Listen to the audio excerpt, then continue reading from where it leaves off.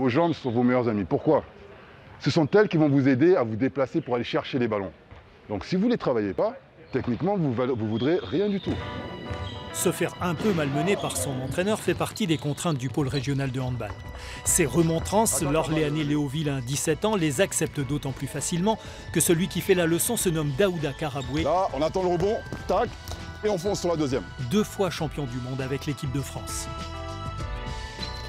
Le petit appui pour aller la chercher. On est content d'être là parce que c'est des grosses séances de travail. Allez, petit appui, voilà. Ça nous permet de progresser.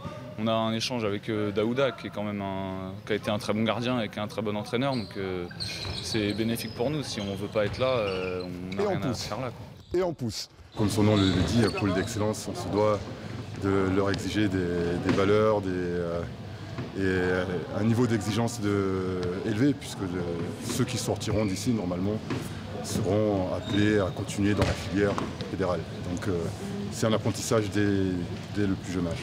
Lâchez la balle, gardez pas la balle. Frédéric Salmon est le responsable de ce pôle d'excellence masculin. Cherchez le décalage, les arrières au départ. Il mène un double projet avec un groupe de 27 garçons âgés de 14 à 18 ans. Les garçons qui rentrent en structure et même les parents savent au départ que le scolaire est mis en avant et le sportif est aujourd'hui une passion et l'accès vers le haut niveau, mais l'un ne se fera pas sans l'autre. Il y a une douzaine d'années, c'est Valentin Porte, actuellement au mondial avec la sélection française, qui faisait son apprentissage ici même. Et bien entendu, cela fait rêver les pensionnaires de 2019.